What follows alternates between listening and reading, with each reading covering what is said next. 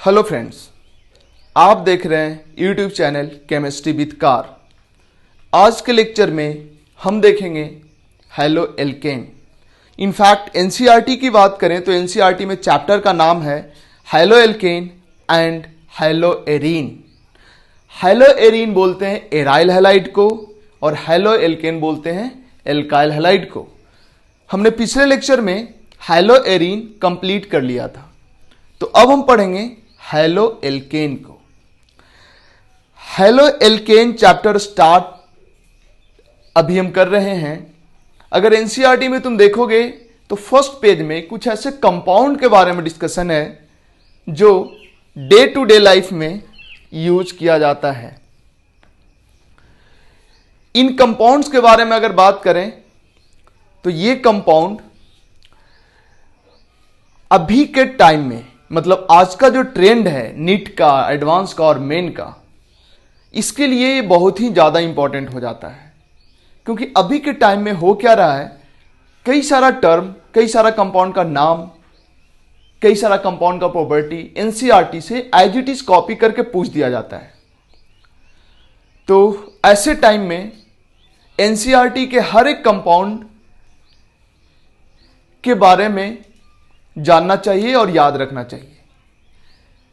तो हम पहले आज के फर्स्ट लेक्चर में हम कुछ कंपाउंड के बारे में जिक्र करेंगे जो जनरल लाइफ में यूज किया जाता है और जो या तो एल्काइल हैलाइड या एराइल हैलाइड के अंदर आता है या हैलोजन कंटेनिंग कंपाउंड है। मतलब ऐसा कंपाउंड है जिसमें हैलोजन है और हैलोजन कार्बन से जुड़ा है। ठीक है, तो आज का लेक्चर छोटा होगा, इसके बाद अगला लेक्चर थोड़ा बड़ा होगा और उसके बाद का लेक्चर तो फिर बड़ा बड़ा लेक्चर सब होगा।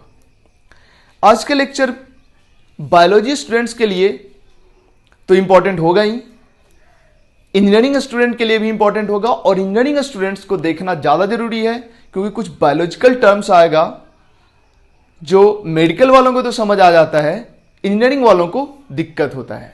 ठीक है, तो आज के लेक्चर में 3-4 कंपाउंड के बारे में हम बात करेंगे। उसमें जो फर्स्ट कंपाउंड है वो है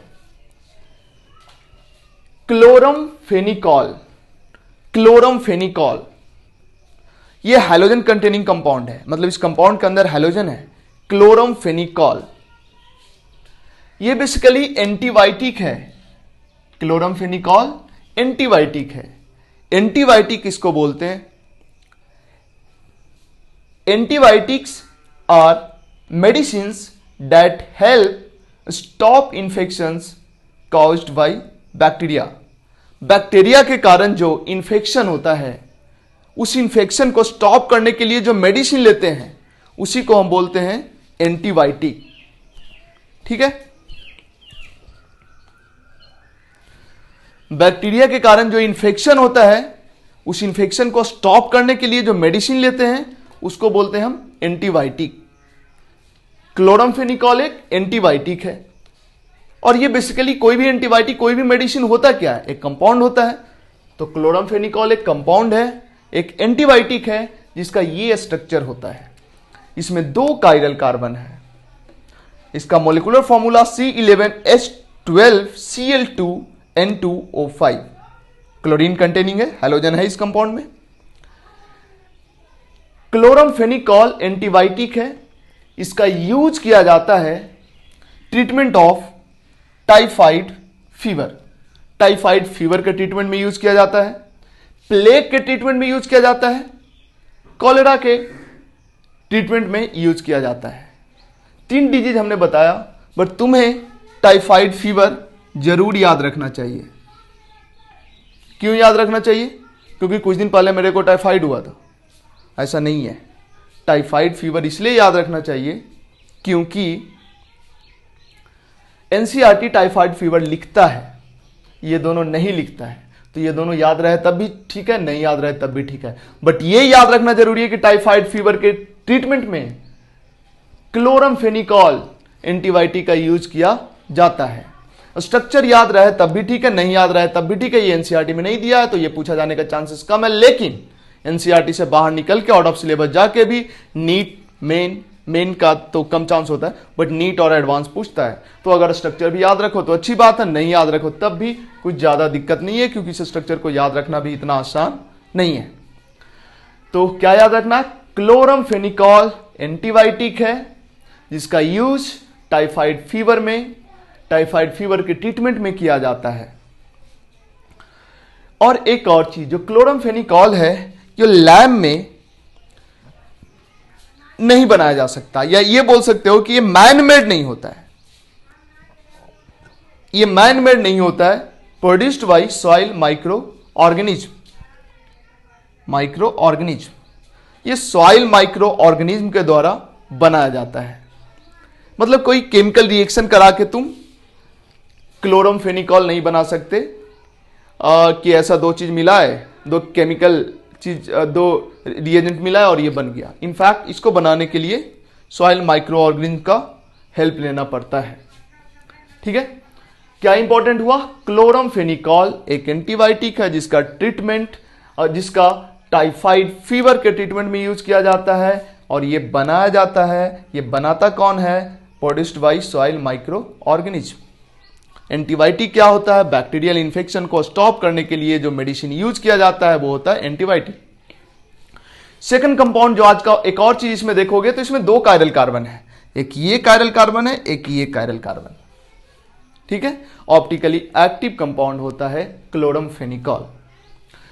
थायरॉक्सिन की बात करें तो थायरॉक्सिन भी एक मॉलिक्यूल है। इनफैक्ट थायरॉक्सिन एक हार्मोन है जो हमारा बॉडी जनरेट करता है। ये our body produces iodine containing hormone. In fact thyroxine में आयोडीन होता है। थायरॉक्सिन का ये स्ट्रक्चर है। अगर इस स्ट्रक्चर को देखोगे तो ये अल्फा एमिनो एसिड है। देखो, जो लोग बायोमोलिकुल्स पढ़ा है उसको ये समझ आएगा, जो लोग नहीं पढ़ा है, जैसे इंजीनियरिंग वाले बच्चों को हमने अभी तक बायोमोलिकुल्स नहीं पढ़ा है, तो उसको हम पढ़ाएंगे, उसके बाद समझ आएगा। ये अभी उतना अच्छा समझ में नहीं आएगा। जो अल्फा एमिनो एसिड होता है, देखो एसिड क्या होता है, C डबल बॉन्ड OOH, ये एसिड है। इसके अल्फा पोजीशन, ये है अल्फा पोजीशन। यहां पे अगर एमिनो ग्रुप लगा दो NH2 तो इसको बोलते हैं अल्फा एमिनो एसिड। और यहां पे दो चीज है, यहां पे एक हाइड्रोजन है और एक और इधर है, इसको बोलते हैं साइड चेन। इनफैक्ट ये अल्फा एमिनो एसिड ही है जिसका साइड चेन कौन है, ये है साइड चेन। ठीक है, तो इनफैक्ट थायरॉक्सिन एक तरह का अल्फा एमिनो एसिड है जो बॉडी सेल्फ जनरेट करता है। बट अगर किसी तरह के प्रॉब्लम के कारण थायरॉक्सिन का जनरेशन बॉडी में कम हो गया तो बॉडी में थायरॉक्सिन कम पड़ जाएगा, मतलब डिफिशियंसी ऑफ थायरॉक्सिन हो जाएगा। और अगर थायरॉक्सिन का डिफिशियंसी बॉडी में हुआ तो इसी के वजह से एक डिजीज होता है जिसको बोलते हैं ग्वाइटर, जिसको घेघा भी बोलते हैं। इनफैक्ट तुम देखे होगे कई सारे लोगों के यहां पे ये थोड़ा नीचे की ओर लटका रहता है, जिसको घेघा बोलते हैं या ग्वाइटर बोलते हैं। किसके कारण होता है, किसके कमी के कारण, किसके डिफिशियंसी के कारण होता है, थायरॉक्सिन हार्मोन के डिफिशियंसी के कारण होता है। कई जगह पे लोग बोलते हैं कि आयोडाइज नमक खाओ तो ग्वाइटर नहीं होगा। हमें नहीं पता कि आयोडाइज नमक के कारण ग्वाइटर, आयोडाइज नमक खाने से ग्वाइटर नहीं होता या होता है, इसके बारे में हमें इंफॉर्मेशन नहीं है। क्योंकि इनफैक्ट अगर ये थायरॉक्सिन ये कंपाउंड की कमी के कारण ग्वाइटर होता है तो आयोडाइज नमक में ये थोड़े ना होता है, उसमें तो आयोडाइड होता है, आयोडाइड। ठीक है, छोड़ो इसके बारे में ज्यादा बात नहीं करना। कि आयोडाइज्ड नमक खाने से ग्वाइटर होता है या नहीं होता है ये मेरे को नहीं पता, बट हम ये जरूर जानते हैं थायरॉक्सिन की कमी के कारण ग्वाइटर होता है। ठीक है, अब जरा गौर करो, यहां क्लोरमफेनिकॉल एक मेडिसिन था, बट यहां थायरॉक्सिन एक हार्मोन है जिसकी कमी के कारण ग्वाइटर होता है। बट क्लोरमफेनिकॉल एक मेडिसिन है जिसका यूज किया जाता है टाइफाइड फीवर में। ये मेडिसिन है, ये हार्मोन है जिसके कमी के कारण गोइटर होता है। तो तुमको ये सब याद रखना है, कौन मेडिसिन है, कौन हार्मोन है, किसके कमी के कारण कौन होता है, किसके ट्रीटमेंट में मेडिसिन क्या है, किसी बीमारी के ट्रीटमेंट में जो यूज होता है उसको मेडिसिन बोलते हैं। तो इनफैक्ट टाइफाइड के ट्रीटमेंट में क्लोरमफेनिकॉल यूज होता है और ग्वाइटर थायरॉक्सिन के कमी के कारण होता है। अब हो सकता है कि थायरॉक्सिन के कमी के कारण ग्वाइटर होता है तो इसके ट्रीटमेंट में कोई मेडिसिन यूज होता हो या उसमें थायरॉक्सिन ही किसी तरह से उसको प्रोवाइड किया जाता हो जिससे थायरॉक्सिन की कमी कम हो जाता हो, जिसकी वजह से ग्वाइटर खत्म होता हो। बट इसके बारे में हमें नहीं पढ़ना है, हमें बस इतना जानना है कि थायरॉक्सिन के कमी के कारण ग्वाइटर होता है और थायरॉक्सिन का ये स्ट्रक्चर होता है। ये एनसीईआरटी नहीं लिखा है लेकिन आउट ऑफ सिलेबस अगर एनसीईआरटी निकलेगा तो ये पूछ सकता है, ये है थायरॉक्सिन का स्ट्रक्चर। ये एक तरह का अल्फा एमिनो एसिड होता है जिसका साइड चेन ये होता है, इसमें एक कायरल कार्बन होता है। इसके बाद हम बढ़ते हैं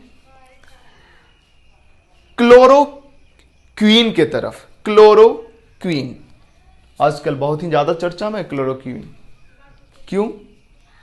क्योंकि ये लास्ट में क्वीन लगा हुआ है, ऐसा कुछ नहीं है। क्लोरोक्वीन आजकल चर्चा में है क्योंकि आजकल इस मेडिसिन का यूज किया जा रहा है कोविड-19 के ट्रीटमेंट में। कोविड-19 वो डिजीज है जो कोरोना वायरस के कारण होता है।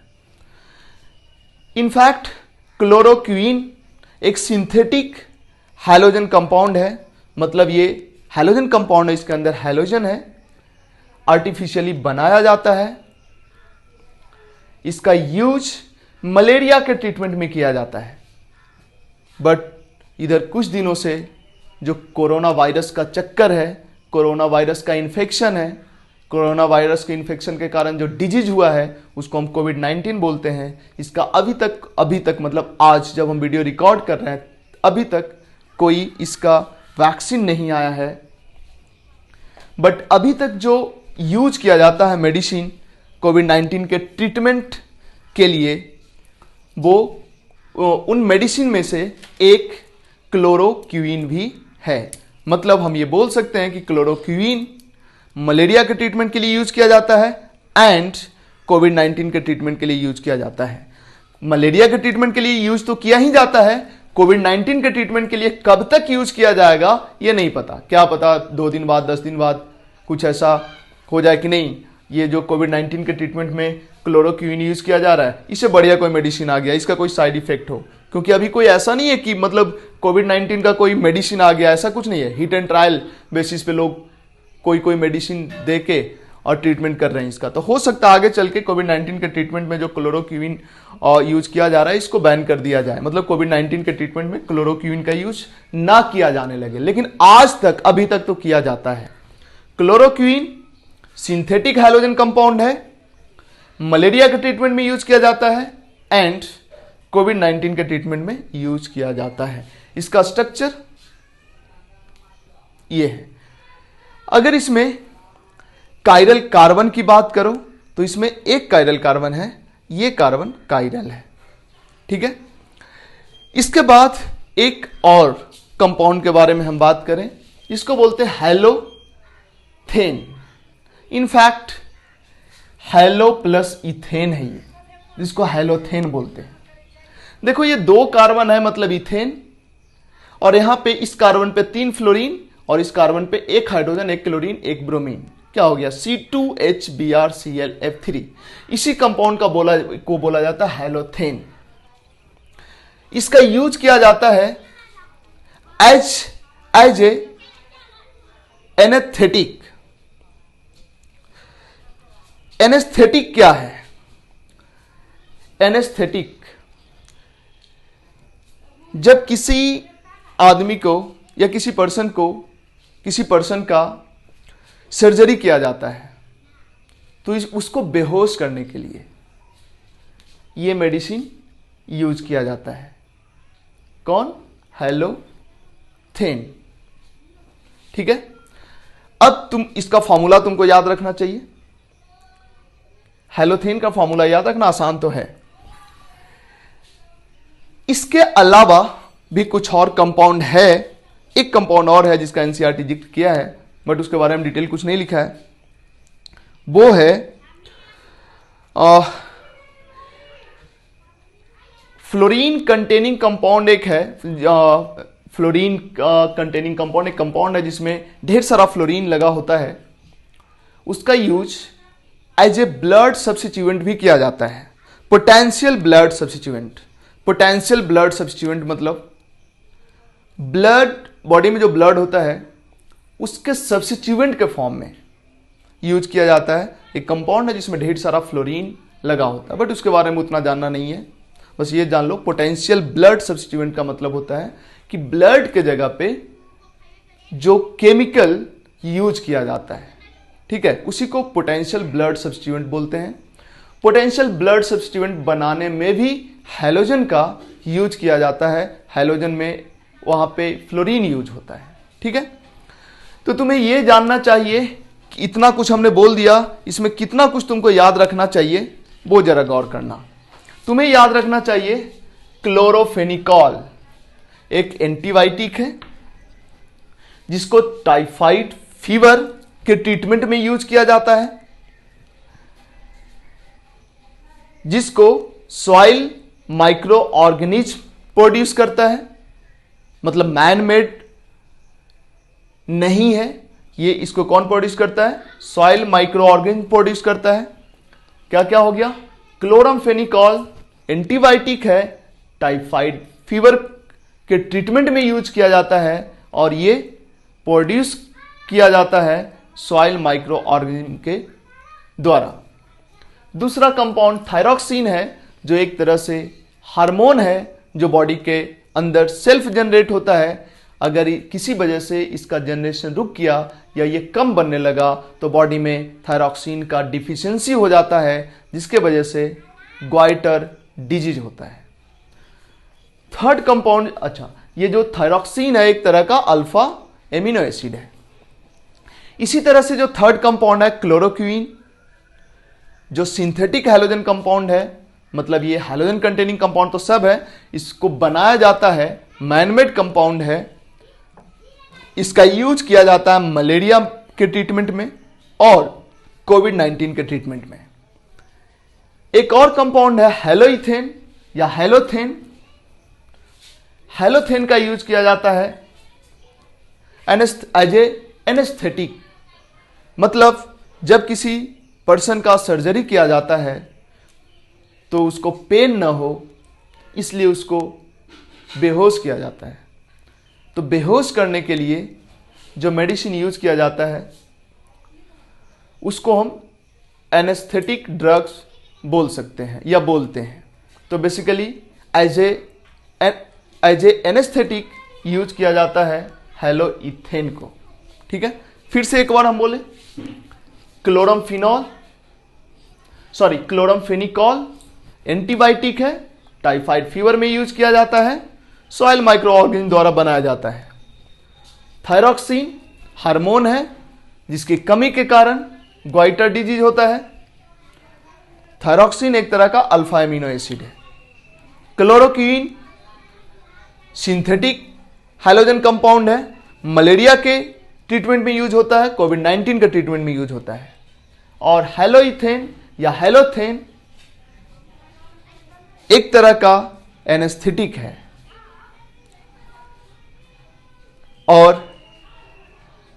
और भी कंपाउंड है फ्लोरीन कंटेनिंग कंपाउंड जिसका यूज किया जाता as a potential blood substituent, मतलब पोटेंशियल ब्लड सब्स्टिट्यूएंट बनाने के लिए भी हैलोजन का यूज किया जाता है। हालांकि वहां पे फ्लोरीन यूज होता है। इस कंपाउंड के बारे में हम डिटेल नहीं बात कर रहे हैं क्योंकि जरूरत नहीं है। अभी के लेक्चर में इतना ही, मिलते हैं नेक्स्ट लेक्चर में प्रिपरेशन ऑफ हेलोएल्केन के साथ, ठीक है। आज के लिए इतना ही, थैंक यू।